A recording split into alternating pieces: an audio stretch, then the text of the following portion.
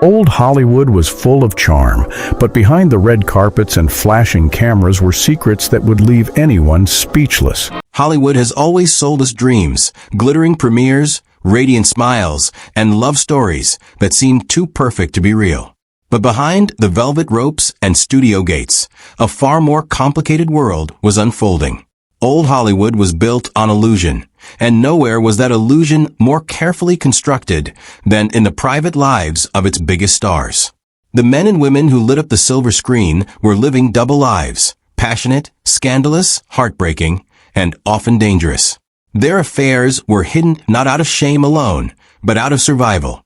In the golden age of the studio system, your career was owned by powerful executives who controlled everything from the roles you played to the person you were allowed to love. Contracts came with morality clauses. Publicists manufactured romances. And gossip columnists held careers in the palms of their hands.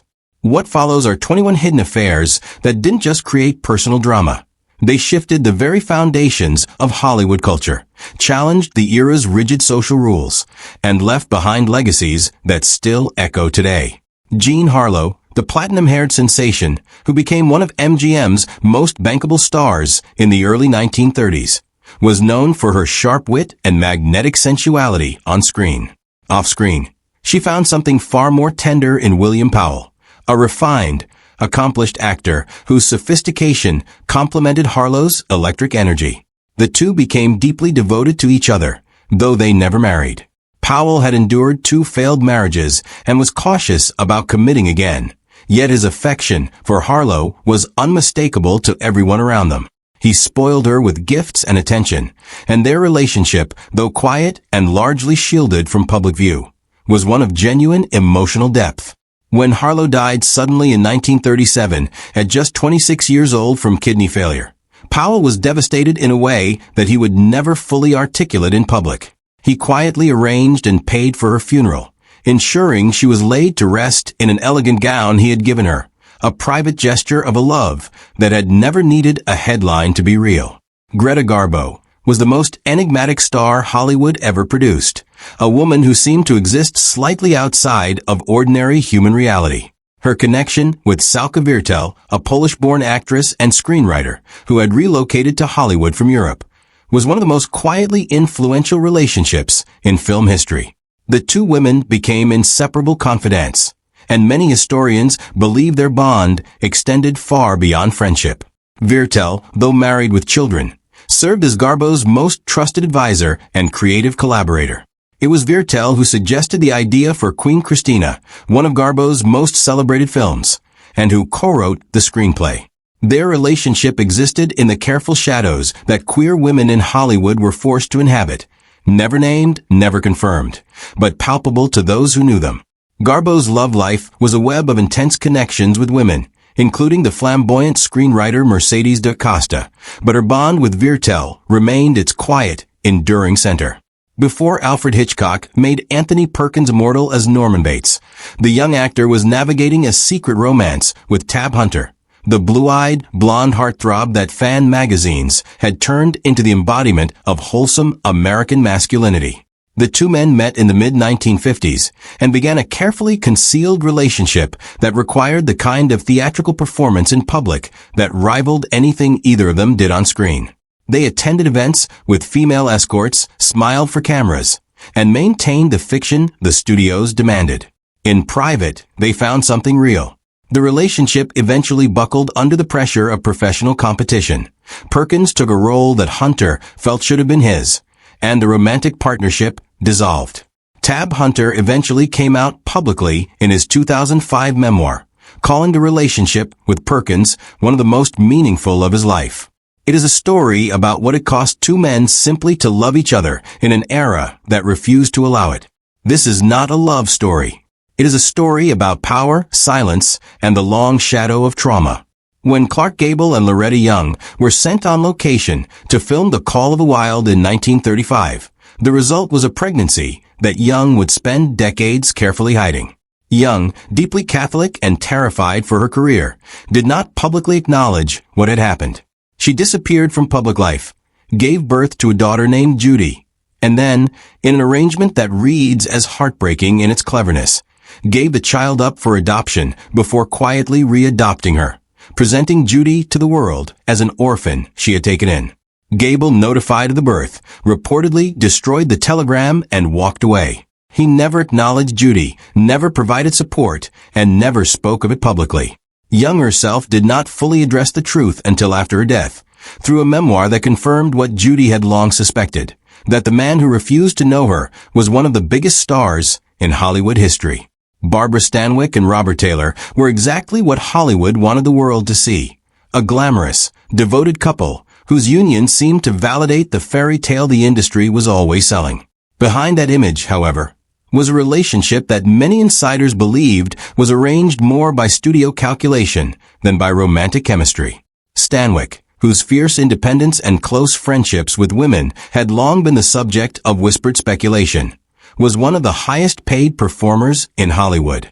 Taylor was a handsome leading man whose wholesome image required careful management. Together, their marriage served both of their professional needs admirably. When they divorced in 1951, after more than a decade, it was handled with the same controlled efficiency with which it had been constructed. Whether there was genuine love between them, and many believe there was, complicated and real, the public version of their marriage was always partly a performance, and Hollywood was always the director. Ingrid Bergman had been built up as something close to secular sainthood in the American imagination, a luminous, morally pure figure whose performances in Casablanca, and for whom the bell tolls, had made her one of the most beloved actresses in the world. When she traveled to Italy to work with director Roberto Rossellini and emerged from the production pregnant with his child, while still legally married to her husband, neurosurgeon Peter Lindstrom, the American public reacted as though a beloved icon had committed a personal betrayal against each of them individually.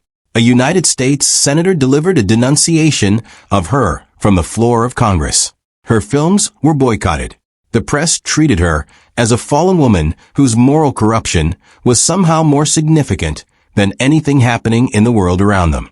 Bergman left for Europe, built a life with Rossellini, and had 3 children, including the future actress Isabella Rossellini. She eventually returned to Hollywood and won an Academy Award, but the scandal permanently reframed how audiences saw her. A reminder that female stars were held to a standard of purity that had nothing to do with talent and everything to do with control. Rita Hayworth was the most photographed woman in America during the 1940s, and her personal life generated nearly as much attention as her films. Her marriage to the brilliant and erratic Orson Welles was a collision of 2 enormous personalities, passionate, combustible, and ultimately unsustainable. By the time Hayworth encountered Prince Ali Khan on the French Riviera, her marriage was functionally over. Ali Khan, a polo-playing, impossibly charming playboy and spiritual leader, pursued Hayworth with the focused intensity of a man accustomed to getting what he wanted. Their affair caused international outrage. Columbia Pictures president Harry Cohn reportedly sued Hayworth for breach of contract when she stepped away from filming to be with him. The British press was equally appalled. The couple married in 1949 and welcomed a daughter, but Hayworth eventually grew exhausted by Ali's infidelities and left him. Her romantic life became, in many ways, the story of a woman perpetually defined by men and by a public that could not separate her from the bombshell image it had created. The Hepburn-Tracy romance is one of Hollywood's most enduring myths. 2 great actors, deeply devoted, navigating an affair complicated by Tracy's Catholic refusal to divorce his wife. The reality, according to numerous Hollywood insiders, including the legendary fixer Scotty Bowers, was considerably more complicated. Hepburn, according to Bowers and others, was a lesbian who maintained an elaborate public persona of heterosexual devotion, while Tracy himself was reportedly bisexual. The studio system of the Golden Age was extraordinarily skilled at manufacturing exactly these kinds of narratives, pairing stars whose real lives required protection with partners whose image needs aligned. Whether or not the full account of Bowers is accepted, Hepburn herself acknowledged to her biographer that her relationship with Tracy was deeply complicated and not easily categorized. What is certain is that she was loyal to him, devoted to him in her way, and that he struggled significantly with alcoholism and depression throughout their years together. The love, whatever its precise nature, was real, just not the simple, radiant thing the publicity machine described. Liza Minnelli, already royalty by virtue of her parentage, as the daughter of Judy Garland and director Vincente Minnelli, married Australian entertainer Peter Allen in 1967 in what appeared to be a union built on shared passion for performance and mutual admiration. What Minnelli did not know was that Allen was gay. The discovery, which she made under circumstances too painful to be anything other than humiliating, reframed the entire relationship. Minnelli processed it eventually with the dark humor that has always been one of her survival mechanisms. But the damage was real. The marriage limped forward through mutual infidelities and professional pressures before finally dissolving in 1974. Allen went on to a significant career as a songwriter. He co-wrote I Honestly Love You and Don't Cry Out Loud, and was open about his sexuality in his later years before his death from AIDS-related complications in 1992. For Minnelli, the marriage was an early lesson in the gap between the romantic stories she had been raised on and the complicated truth of real human lives. Charlie Chaplin's genius as a filmmaker was matched by a personal life that, examined honestly, is deeply troubling. His relationship with Lita Gray began when she was a teenager working as an extra on one of his productions, and by the time she was 16, she was pregnant by the 35-year-old Chaplin. The marriage that followed, held hastily in Mexico to avoid scrutiny, was by all accounts a misery from its earliest days. Chaplin reportedly resented the situation, took his frustrations out on Gray, and engaged in ongoing infidelities throughout their time together. When they divorced in 1927, the legal proceedings became one of the biggest scandals in Hollywood history, with court documents detailing abuse, control, and moral hypocrisy that the public devoured with a mixture of shock and fascination. The scandal damaged Chaplin's reputation significantly, though his talent ultimately preserved his career. For Lita Gray, the marriage was a formative wound. The experience of a young woman whose youth was exploited by a powerful man who faced far fewer consequences than she did. Vivien Leigh and Laurence Olivier were, to the public, the very definition of theatrical royalty. Two magnificent actors whose love seemed destined by some poetic logic. The reality was that their union began in betrayal. Both were married to other people when they fell in love in the late 1930s, and both eventually left their spouses to be together. Olivier later admitted with striking candor that he had married his first wife, Jill Esmond, largely because he couldn't envision doing better. A confession that speaks to the casual cruelties the era allowed